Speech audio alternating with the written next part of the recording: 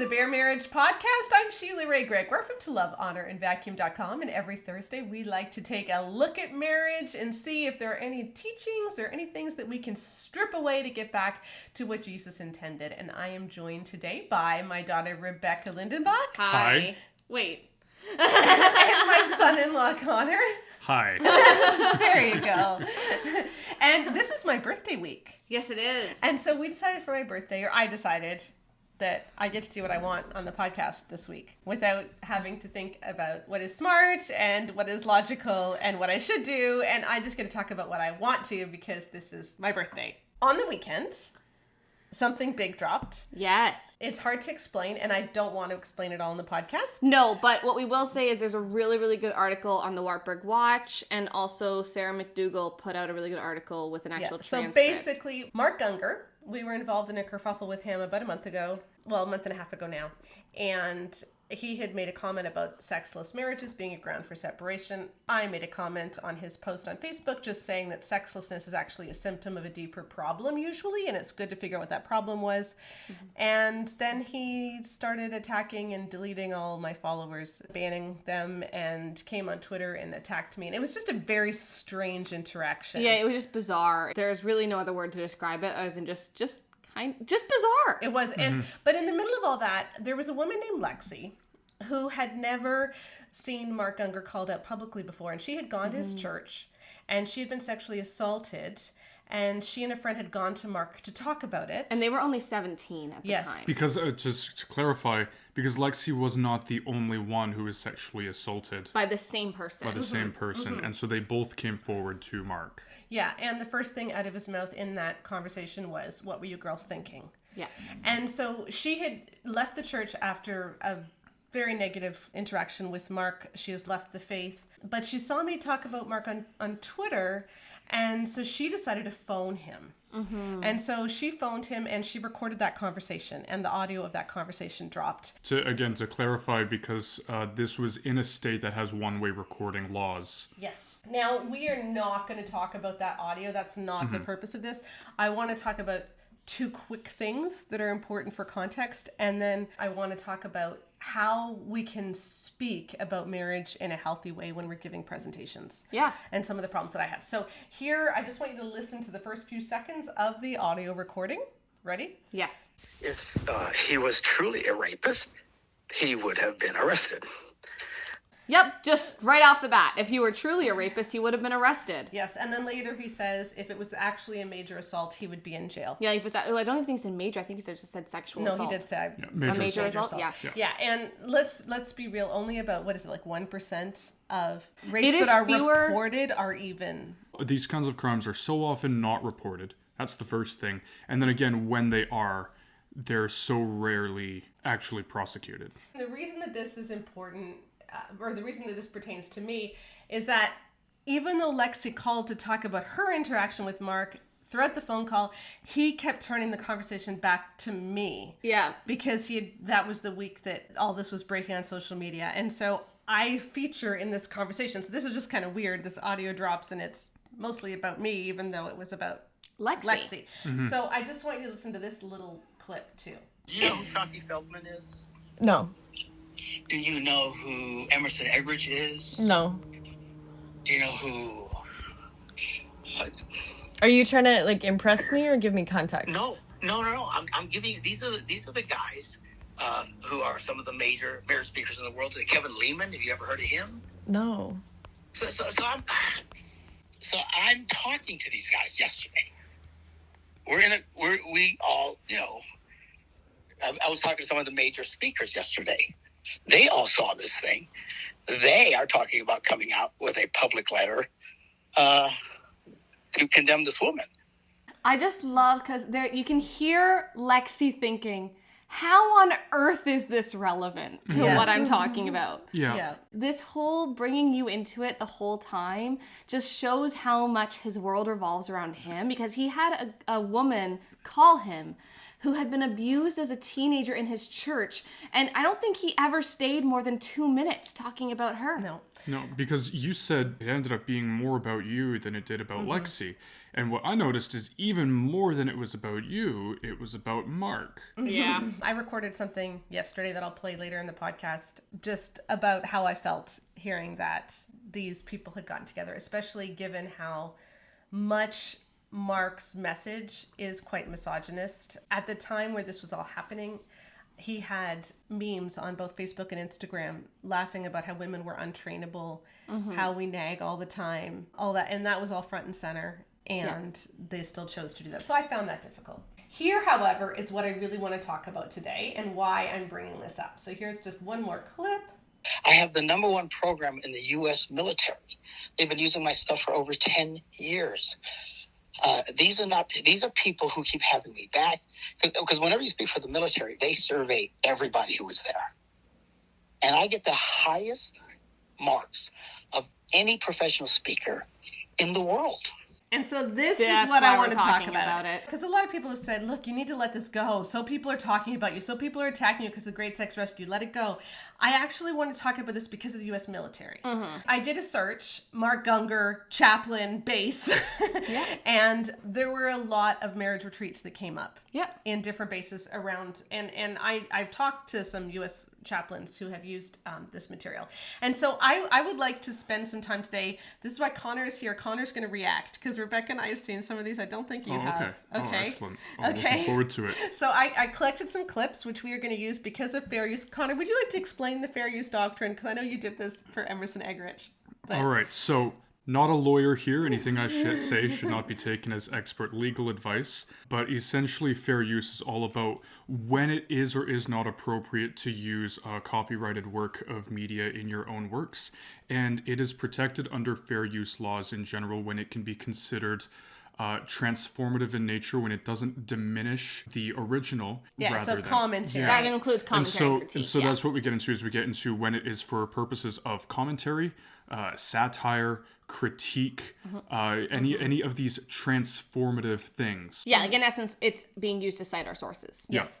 Okay, so we're going to spend a little bit of time looking at a few clips where he's talking about the nature of how sex works between the couple, and then we're going to look at what he says about the differences between men and women's brains. Okay. At some fundamental level, this is every man's basic interest in a woman. He's doing something with markers for everyone on audio. I'm going to explain this. He has a picture of a heart, which he calls the women's heart. And this is the key to a woman, is her heart. And then below that, he has a happy face representing the genitals, and he calls this the happy place. And right now, he's saying this is the key to men, and he's pointing to the vagina. This is every The man's vulva. fundamental goal. One other thing, by the way, I want you to notice, I should have mentioned this earlier, but as we're listening to all these clips, listen to how he does women's voices. Yeah. And listen to how he portrays women. Now, women say, well, that's terrible. It shouldn't be about that. It should be about companionship and fellowship and sharing. Girls, if your husband was interested in companionship, fellowship, and sharing, he'd have gotten a golden retriever. Woof. So all men are interested in sex. Yep. This is sex. And if they want more, they can get that from someone else. The only thing that they want from you is sex, because if they didn't want sex from you, they would just go somewhere else. Yeah, because there's other sources of companionship that are better than you. Yeah. God wired men, but what men fail to understand is the key to this is this. And if a man successfully touches this, she gives him the green light, and now he can touch this. Okay, so he's explaining again that the way that men get to touch the genitals is by touching her heart. Yeah. Which is not necessarily a bad message overall. The problem that I have is that it's gendered. If that buzz hits you again, remember, be nice to the girl. Be nice to the girl. Be nice to the girl. Be nice to the girl. I gotta be nice to the girl. And this is what motivates me. So the reason men have a sex drive Is to motivate them to be nice to the girl so that they can touch the happy place. Because otherwise they wouldn't be motivated to be nice to the girl. Also, I will say, I know that this is somewhat generational and that older men tend to use infantilized words for women a lot more than younger. But it just feels very weird and fetishized to call your sexual partner like girl instead of wife or woman. It just feels icky to have like a grown man call men husbands, men, and call women girls. Well, here, actually, I have another clip I was going to play at the very end, but maybe I'll play it now that gets on with that exact thing. I tell women all the time, if I had a pill endorsed by Dr. Oz, where every study ever done said if you take this pill, it'll make you happier, healthier, less physical pain, less mental stress, and guaranteed to live years longer. You know these chicks, they line up for hours of buying that stupid pill, okay? That was a TV show, and he called women chicks. Yeah. And I just have an issue Yeah. with that, too. So the way that he's addressing women is problematic. Yeah. Then he goes on for several minutes telling women why they're really stupid to give men sex before marriage. Okay? And this is only directed at women. It's not directed at men, only at women. Just to give it to him, you would be a nitwit, a moron. That's what women are doing today. They're coughing this up front, which is every man's basic fundamental interest in a woman. You've already given him everything he wants. And then he sit around and say, well, aren't you gonna marry me? Aren't you gonna spend more time with me? Aren't you gonna live? No, he's not. Why won't? Because you're an idiot, that's why. Don't do that. Give him that thing. You make that bar earn it. Mark, what were you thinking? Yeah. When we talk about men like this, where if you give a man sex, he has all he wants and he will always leave, then why on earth are we surprised when we've in essence groomed women to marry bad men? Like, I am sorry. There are men out there who, you know, if you are dating and you have sex or something, like even if both of you had pledged to wait, they're not going to just leave. It's like, oh, well, I got mine. Like, they're not. There is a difference between good, honorable men and men who think like Mark Gungor. I also think, like, Connor, Yes. do you know any women that you have good relationships with that are not your wife? Yes. And is your fundamental interest in them sex? And your wife's sitting right there. Yeah, no, it's absolutely not. Like, I have as many female friends as I have guy friends because we interact in the same areas. You know? Exactly. It's like, if I'm in a class, back when I was in university, if I was in a lecture and half of my classmates were men and half of my classmates were women. Well, let's be honest, you were in psychology, 85% of your classmates were 85% female. of my classmates were female. Like, all of Connor's school friends were all women. Yeah, it's just, they're just people.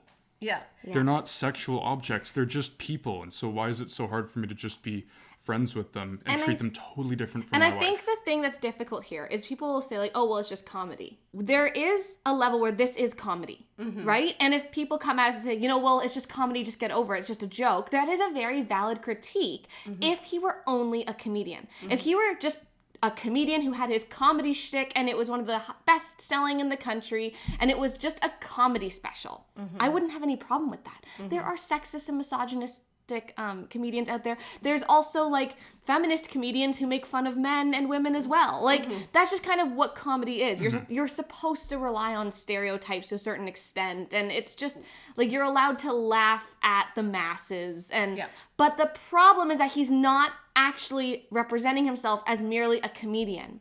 He's using his comedy specials to teach marriage conferences. And so this isn't just comedy. What he's saying is, here's my comedy special, now go and apply it to your life. Yeah. And I want to say, too, one of the big problems in both the U.S. and Canadian military, I don't actually know what's going on in the U.S. military. I know what's going on in the Canadian military right now. We've had a number of really high-profile scandals. We've had, like, 5 people very, very high up in the military who have had to resign in the last, 6 weeks, I think, because of sexual assault allegations. And so what the military wants is for men and women to be able to relate as people.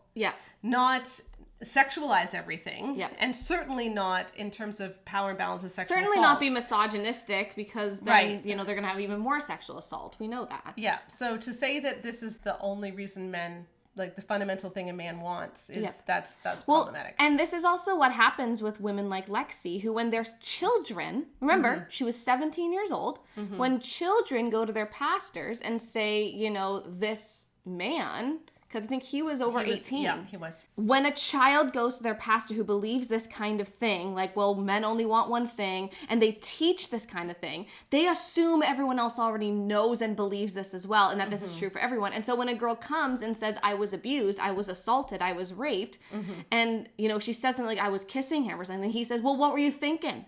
He's a man, isn't he? Yeah. What he is saying in majority of people's lives will not lead to rape apologetics, I don't believe. But it did for Mark. I honestly believe that because of how he spoke to Lexi. Yeah. There is a very common trend between believing misogynistic things about men and women and then later having rape apologetics beliefs. And it's not hard to see how you go a hop, skip, and a jump from, well, she was making out with him and then he raped her. Well, what on earth was she thinking? She's partially to blame. Yeah. Right? And again, this is a big problem in military culture, and so is this really what we want Yeah. to be teaching? Okay. Now, every woman's basic interest in a man is this. The heart. What a lot of women fail to recognize is the key to this is this. The Smiley face between your legs.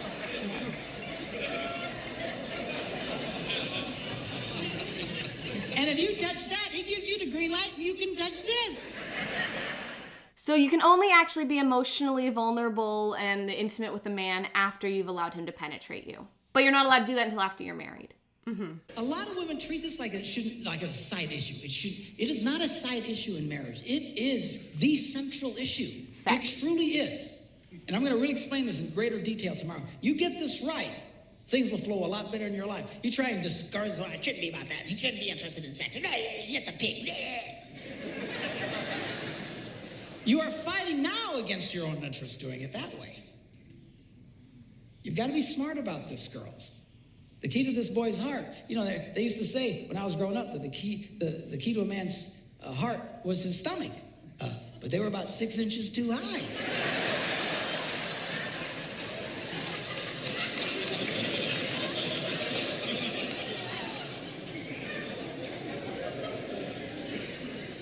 And this is important. I got to tell you, girls, if it weren't for this, we probably really wouldn't deal with y'all. If it weren't for sex, we probably wouldn't even deal with y'all. That one really grinds my gears. Like, I mean, they all do to an extent, but that one just really punctuates it quite well. It's just so frustrating And that these again- mentalities are so prevalent. And this is a website. This is a blog, like my blog, where I believe sex is important. Yeah. I believe sex is key. I want to rescue sex. I want to make sex wonderful in your marriage. And so we're not trying to dismiss the importance of sex. No. But when we say that he doesn't actually care about you, He doesn't have to love you. He's not going to show you love. He's not going to be caring towards you. You're not going to be able to connect with him emotionally until you give him sex. That enables abusive behavior. And not even just abusive behavior. It enables emotional immaturity. It enables selfishness. It enables entitlement. It enables all the things we don't want in a spouse. you know, for the Great Sex Rescue, we had a chapter originally that got taken out on the transactional nature of sex and how that's a really negative way of talking about sex. How if you want this, you should give him this. Yeah. And if he wants this, he should give you this. So if you want sex, he needs to pick up a tea towel and do housework kind of thing. And we just didn't have enough examples because we had never looked at Mark Gungor's videos. If we had looked at this, we probably would have kept that chapter in. And here's I think how I'll say it is the problem is he's setting up sex to be a threshold that women need to pass. They need to sexually satisfy their man for them to get the important parts of a relationship, the heart, you know, the caring and the compassion and the companionship and everything, which really gives bad guys a lot of license to just say, well, you know, look at this marriage speaker here. As you can see, you're not quite meeting my sexual threshold. So of course I'm not able to give you the stuff that you want because you haven't met my demands yet. And who really gets to decide what those are? It's often going to be the man. I also find it really funny how before marriage we're all told that like the reason you wait for marriage is because you want to make sure you have a real connection, not just a sexual one. You want to, you know, be totally committed. You want to be totally vulnerable. And then we get married and people like Mark say, yeah, you can't be connected, can't be vulnerable, can't even know who he is unless you give him vagina. Yeah. Yeah. Like it changes the minute you get married, which means one of those is a lie. One of those must be a lie, or else both of them are. Right? And I think it's, I definitely know the one after marriage is a lie. Yeah. Because that is not how that's not how healthy men are. I think there are a lot of men who are like that. And I think there's a lot of women who are married to men who will say things like, well, maybe I could be nicer to you if you'd actually put out once in a while. Yeah, and I think that there are a lot of men like that because this is what they're taught. Yeah. A big part of what he talks about too is not just sex, but about how women's and men's brains are different. We'll listen to 2 clips in a row, one of what men's brains are and one of what women's brains are. Each other. Now, I want to start with men's brains. All right. Now, men's brains are very unique. Men's brains are made up of little boxes. And we have a box for everything. We've got a box for the car. We got a box for the money. We got a box for the job. We got a box for you. We got a box for the kids. We got a box for your mother somewhere in the basement. We got boxes everywhere. And the rule is the boxes don't touch. Now, women's brains are very, very different from men's brains. Women's brains are made up of a big ball of wire. And everything is connected to everything. It's one of the reasons why women tend to remember everything. Because if you take an event and you connect it to an emotion, it burns in your memory and you can remember it forever. The same thing happens for men. It just doesn't happen very often because, quite frankly, we don't care. So he's saying that women are emotional and men aren't. Yep. And remember, we know that if you're going to be healthy, we need to actually be emotionally healthy. Yeah. We had this whole series on that. I will put a link in the blog post that goes along with this and in the podcast. What's it called? The podcast thing. The podcast notes? The podcast notes. That's the word. I'll put a link in the podcast notes to that that series on emotional maturity and emotional health. But this trope that men aren't emotional and women are, first of all, it's not true. But actually what Mark is saying is true. That's what I find so funny. Yep. What he's saying, because he's saying that men are compartmentalized and women don't because women care and men don't. That's actually exactly what research has found. Is we all do this with the stuff that we care about. It's just that men are more likely to enter a marriage and then just happily put it all on the woman's shoulders. And here's what I think these days, whenever I hear this argument about the waffles versus the spaghetti or anything like that, is I think a lot of it ties back to like that series that you did a while ago on emotional labor. Yeah. And I think that factors in so heavily because... And that's brilliant. And I want you to hold that thought. Okay. Because we're going to listen to The final clip. which is exactly what this is. Yeah. Now, men, we have a box in our brain that most women are not aware of. This particular box has nothing in it.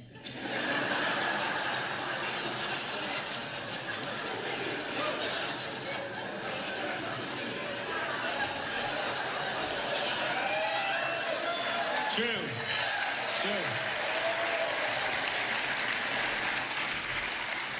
In fact, we call it the nothing box.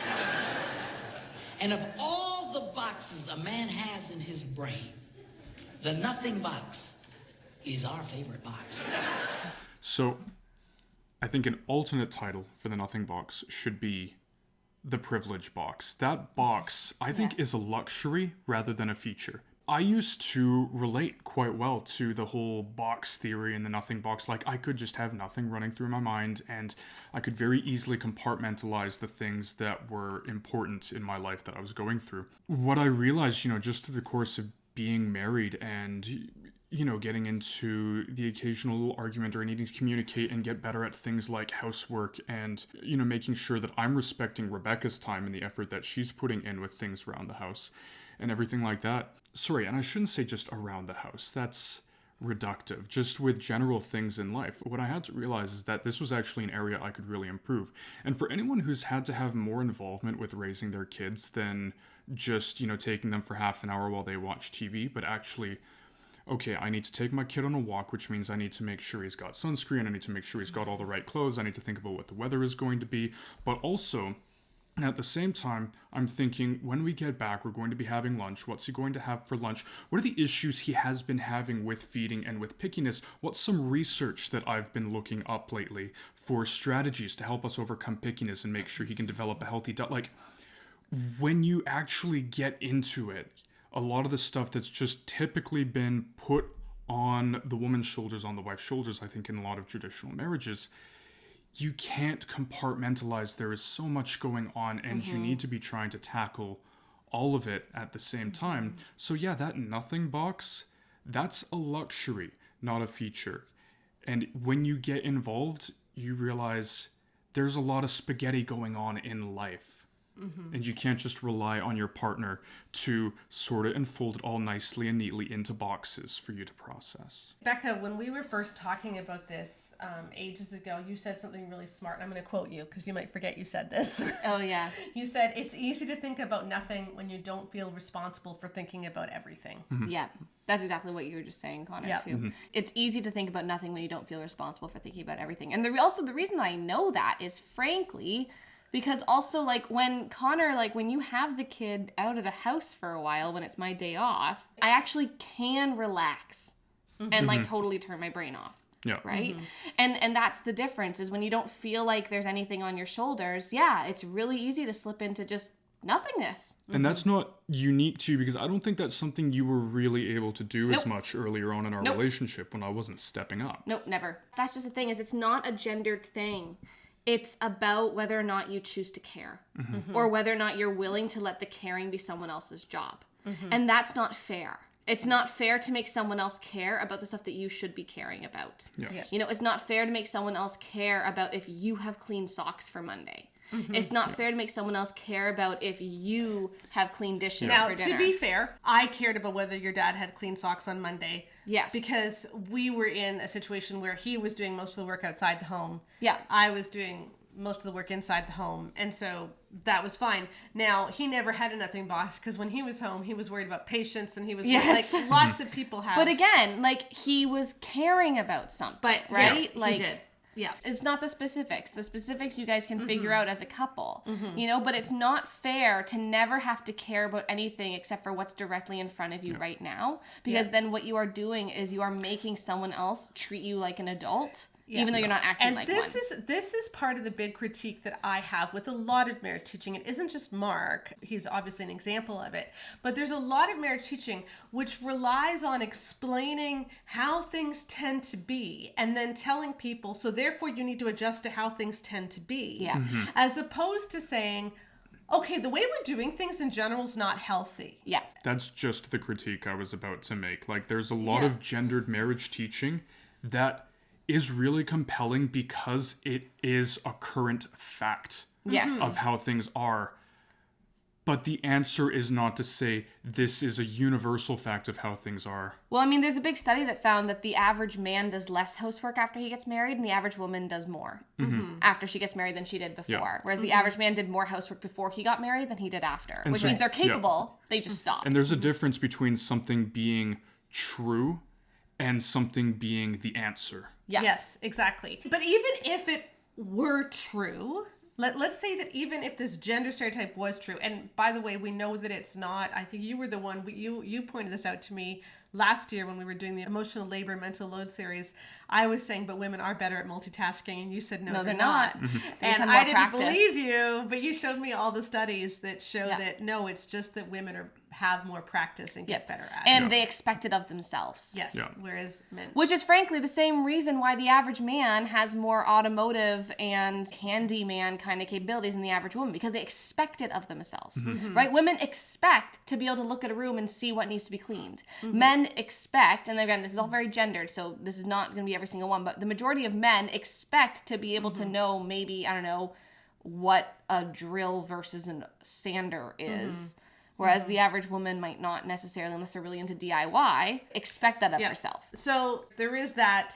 But it's not a capability issue. It's not a capability issue. It's just the way that we tend to do things.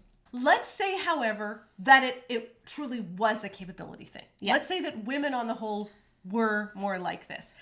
is this even still helpful to teach? And let's use love and respect as an example. Love and respect is based on a study which we've already debunked, so I won't go there, but where they were really excited because they found that 72% of men chose respect over love. Again, we don't think that was accurate, but nevertheless, 72% of men chose respect.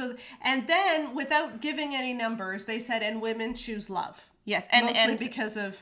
In Love and Respect, Emerson Eggerichs, the only citation or proof he gives is that Hallmark cards are primarily sold to women, and they talk about love more than they do respect. Yeah. Right, so that's the proof. But let's give them it. Let's say that 75% of men choose respect and 75% of women choose which is love. even a higher number of men who choose respect than they found. Now, I don't think that's true. No. Studies have shown that women choose respect in the same numbers, but let's give them the best case scenario. Yeah. 75% times 75% equals, and I did this before we recorded, so I know 56, is it 56.25 or 56.5? I think it's 56.25% of marriages. So even in the best case scenario, you're only barely over half. It's barely over half. Yeah, you're getting a 56 on the essay. 56 on an essay is not a good grade. And yet they're portraying this as the answer for all marriages. And this is why we need to stop with the gendered stereotypes. 75% is a pretty big number. Even if you had 75% of men doing things one way and 75% of women doing things another, you're still only hitting 56% of marriages. And so let's just stop. And instead, when we're doing marriage conferences, let's just talk about healthy principles. Yeah, and that's the thing, is like if love and respect was entirely based on how to show your spouse both love and how to show your spouse respect, and it wasn't about gender, and it wasn't about like how women need to show respect and men need to show love, but it was just about how both spouses need to show love and respect to each other, I don't think I'd have a problem with that book, because first of all, a lot of the problematic elements would have to be removed, because you can't tell women who are expected to also deserve respect that they don't need it. In our rubric of healthy sexuality teachings, 12-point rubric, the books that scored the best were not gendered. Yeah. They were just simply giving healthy principles of how to have an emotionally healthy marriage. Yeah. And that doesn't involve nothing boxes and transactional sex and all of this stuff. Or understanding how men are. Because, you know, what's important is understanding your spouse, and no book is going to be able to tell you how your spouse is, because your spouse is unique. My call for the military, you know, which is an organization which really needs healthy marriages and which does have a lot of abuse issues and a lot of just trauma issues, and their marriages are already going through so much with deployments and you know, I mean, even my daughter Katie is married to someone in the military, and he's just you know, they're just separated a lot just for some training and courses, and it's hard. It is really hard. Yeah, there are a lot more demands on a military marriage. Yeah, and they do not need stuff like this given to them as the solution. But you know, I remember this one time I was speaking at a chapel at World Vision Canada. This was many years ago. And my point was how do you get from point A to point B? And I was using an illustration, and I had a map up there, and I was trying to fold the map. And I was making fun of myself because I can't fold a map. And I was making fun of how I can't give directions on a map, which is true. I'm really, really bad at it. Yeah. And nobody laughed. And I didn't realize how sexist I was being at the time. You know, and because I was making a joke that applied to me, but the way that I was saying it made it sound like, oh, typical woman. Yeah. Doesn't know up from down. Exactly. And, you know, can't fold a map and needs a man to fold a map. I actually do need a man to fold a map, but like. But that's Dad, because he's really good at folding maps. But I realized, like, this is not a helpful thing. Now, the rest of my talk went really well, and I managed to bring the audience back. Yeah. But I realized then, you know, this is especially because that was a workplace situation. And in workplace situations, it's even because women worse. Are seen as capable. Yeah. And so to give that kind of info in a workplace situation is even worse. Well, in the military, there's a lot of women in the military now. Let's just not do the sexist stereotypes. Let's just not allow misogyny into our marriages, into our workplaces, into our chaplaincies, into our churches. Because whether or not, like, Gungor himself sees himself as a misogynist, the things that he is talking about are misogynistic tropes. Yeah. They just are. Yeah. Silly women don't understand men. You know, men are just simpletons that women have to put up with. Ironically, men are simpletons is a very common misogynistic trope because Yeah. the men are not expected to not be simpletons because Yes. men are great the way they are. Yeah. And why can't women just get with the picture? Why can't women just put out and accept their men for the way they are? And I think that this is just something that we see over and over and over again. What I find so interesting about Mark is that in a lot of ways, I actually think he agrees with us. Yeah, like that's why I was so surprised when he got upset when I said that about sexless marriages. Yeah, because he has actually been a really good champion for women in difficult marriages online. Yeah, like the whole point of that series he was doing was how, hey, we gotta let women separate when men are treating them badly with porn or like, good for him. Like that was good that he was doing that. And so I do want to say to everyone, we did not expect the vitriol and frankly, the narcissistic temper tantrum that we got from Mark online. I think he had a woman preach on Mother's Day, someone was Yeah, telling, like it seems like in his day-to-day life currently, regardless of what he said, like in the, like, I don't want to necessarily say like Mark is this or that, because I think he's trying to do the right thing for the most part, but what happens is whenever it goes on his ego, that's when he seems to kind of just back down. And so it makes it very confusing that he's siding with people like Eggerichs and Feldhahn and Lehman, who are promoting things that he actively teaches against. Yeah. And it does make me wonder if for people like Mark, who are so obsessed with being the #1 speaker for the military and the best rated this and everyone loves me, is the mission truly about helping marriages or is it about helping Mark's platform? And that's just what I want all of these authors to ask themselves is, what is your true mission? And are you proving that with your actions? Because our actions show what we're not willing to tell ourselves. So when these people say things like they want to build up women, they want to build up marriages, but then they consistently side with people who don't even agree with them, but they're famous. Yeah. You have to wonder, what is the actual mission here? Who is the actual goal? Yeah. I just hope that authors are willing to hold themselves to their own standards and to actually live out what they're speaking. And these speakers and pastors, because they can say things that sound really great. Like, I stand up for women, I care about women. But if you're aligning yourself with people who line your pockets, not who protect the vulnerable, then who are you really serving? And you know, Mark's actually very funny. He is. He has great timing. Oh, he's so charismatic. But I just want to ask, there's no need to get laughs by making fun of women, and all the voices of women that he does are very... And again, this is a very typical comedian shtick. It is. And so if you were just a comedian, wouldn't even be commenting on it.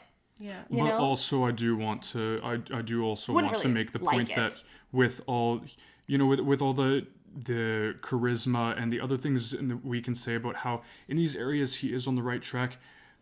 At the same time, I also do think it's really important that he do take accountability or make a sincere apology for like the handling of the Lexi situation. Yes. Lexi That's deserves a huge. big apology. Yeah, we don't want to minimize No. what she went through when we say that Mark Gungor is not a horrible human being. It's long to listen to the audio of that phone call. It's about 25 minutes long. If you don't want to listen to it, I don't blame you. It's a very convoluted story.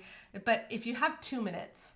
I will put a link to the Facebook video that Lexi posted of a clip of his sermon the next day where he referred to the phone call as he was introducing communion, and I've never seen anything that bad. No, like Joanne and I had a visceral reaction to how he said, anyway, let's go to communion now, after what he said about Lexi. Yeah, the way that he portrayed Joanna that phone and I call. felt sick afterwards. Yeah, and that was a big problem. So we want to give him the benefit of the doubt, but he really handled this very badly. Yes. And so he owes Lexi an apology. He needs to do some soul searching. And we just ask that from now on, when we look at marriage teaching, we get more critical and we say, if this is representing where the majority of couples are, is it still helpful? Is this the way it should be? And also, is it helpful to talk in gender stereotypes? Yep. So just ask those 2 things, because there's a lot of marriage curriculum that does talk about emotional health and that doesn't use gender stereotypes. And maybe that's what we should be aiming for. It's just me now. I want to record something personal. You've just listened to all of the logical stuff and all the logical arguments and the logical reactions to the Mark Gungor thing. And I'm actually recording this before we recorded all that other stuff. This is me on the weekend, and this is just me being emotional about it. And maybe this is a long time coming, but when I heard that recording, I was really shocked. Not shocked about Emerson Eggerichs, to tell you the truth, because from all of my interactions with him and from his book, I have never seen anything where he does respect women, and so that didn't surprise me. But it looks like Shaunti Feldhahn was the main one that Mark talked to, and I could be wrong about that, but when Mark wrote his post about me, it was mostly about stuff that Shaunti had told him, and he linked to Shaunti's statement about me. My guess, and I could be wrong on this, and I look forward to maybe Shaunti's setting the record straight if I am wrong, is that Shaunti contacted him and not the other way around. That Shaunti and Emerson and Kevin Lehman saw what was going on that week in the interaction with Mark Gungor, and they contacted him. Because I don't know why Mark would know to contact them, but I know that they're watching my social media and seeing what I am saying, and so I can see how they would know to contact him. And he repeatedly got Shaunti's name wrong in the recording, which again makes me think that he wasn't that familiar with her, but she contacted him. In her statement, she said that I wasn't going about this the kingdom way, meaning my book, The Survey of 20,000 Women, that I wasn't going about it in a kingdom way. Well, let me tell you how we tried. After we read Love and Respect, we did everything we could to do this properly. We went to focus on the family privately, and we said, hey, here's a huge report of all of the stories of abuse that are coming in from women who were abused because of this book, and they ignored us. And if they hadn't have ignored us, we would not have even done that study of 20,000 women, but we did. And then when we had the results, we went to Shaunti personally, and she said, no, it's okay, you can publish what you want. I don't believe I actually taught that. And so we did. And now that she's getting this backlash, she's reaching out to Mark Gungor. And so let's just set the stage here about what's happening. That week, those interactions with Mark, the first thing on his Instagram feed was that cartoon of the kangaroo saying that women were untrainable. His Instagram feed was full of misogynistic memes about how women are untrainable, about how we nag, about how terrible women are. In his events, he literally says, if it weren't for sex, we wouldn't have anything to do with you. Meaning men wouldn't have anything to do with women if it weren't for sex. That is his view of women. And she decided it was better to side with him against me. And I'm the one who's not doing things in a kingdom way.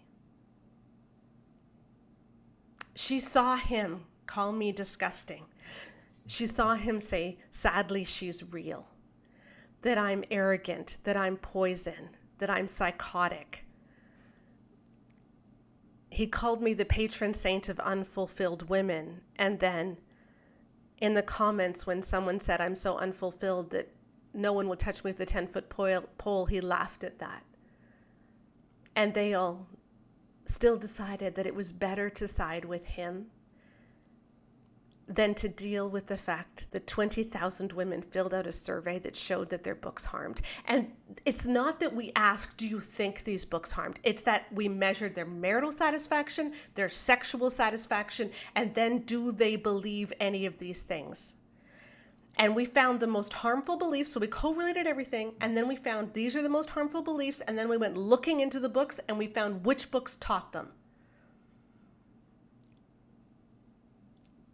Why don't you just admit that you said something wrong? It isn't that hard. You know, I have admitted that I said things wrong. I have apologized for things. I've taken podcasts down. I've taken books out of print. I've amended other books. I've changed blog posts. I have no problem with that. Like really, if I've said something wrong, I will take it back because I don't want to hurt anybody. Shaunti, you said that 82% of teenage boys feel little ability or little responsibility to stop in a makeout situation, and so if you don't want to go all the way, it's better to not even start. Do you not understand how that enables date rape? It's not my fault that you said that. And maybe instead of going behind the scenes trying to shut me up, you should just apologize for it. It's not a big deal. Everybody was saying that in 2006. So just apologize. That's what Josh Harris did. It is not my fault that you said that your 4-year-old son got aroused seeing a Victoria's Secret model, or that a 3-year-old got aroused seeing underwear. You did that, and that's not the proper way to talk about prepubescent sexuality, and I'm sorry it had to do with your son, but I wasn't the one who shared that information about her son. And believe me, I know, I wrote a column for 12 years. When you have children, you have to watch what you put in print about them. But it is one thing to talk about children playing doctor and exploring and touching their genitals and masturbating. All of that is normal. Having adult sexual reactions to adult bodies is not normal at 4. It is a red flag for abuse, and you shouldn't have normalized that so that you could claim that there was a male brain. And that's not my fault that you did that, but it needs to be taken back, and it's easy to do that. Just apologize. Just apologize and say you were wrong, instead of trying to partner with misogynists. Like I said, I don't expect anything from Emerson Eggerichs, but Kevin Lehman, your book, Sheet Music, there's lots of it that's good. But you just shouldn't have said that people should give handjobs and blowjobs when they're postpartum and on their period. Okay, there's no excuse for that. And the whole Mr. Happy thing, that's weird. Women don't like it. Just apologize. It's not a big deal. I know you guys are all talking behind the scenes about how to handle me. It's really easy. You just say, wow, we said some things we shouldn't have because we didn't know and we didn't realize and we were wrong. The reason I changed my mind is because I listened. Read the reviews of Great Sex Rescue. Read some of the things that are said on social media. Read the people who were seriously hurt. And Emerson Eggerichs, you are going to have so much to answer for when you see Jesus by all of the women who have been abused after reading Love and Respect. Emerson Eggerichs, you know what? Saying 85% of men stonewall and 85% of stonewallers are male are not the same thing. And you should have known better. And the reason that you got away with that for 20 years is because nobody calls you out on stuff. So yeah, I'm calling you out. And because of that, you all think it's okay to go and partner with someone else who is misogynist.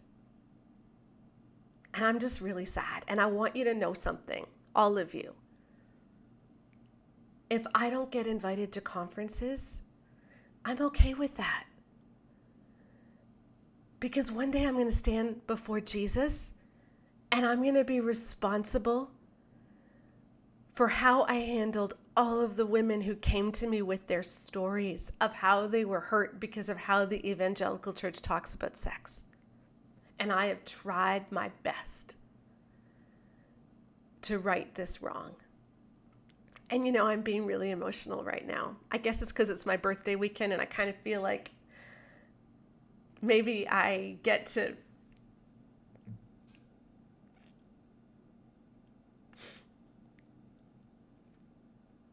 just get to feel stuff sometimes.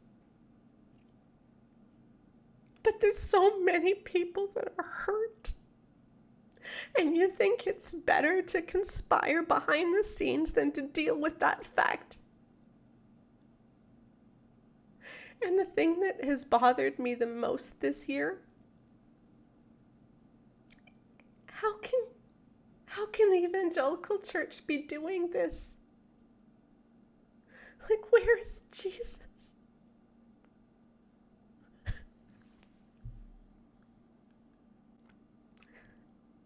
Why do you think it's more important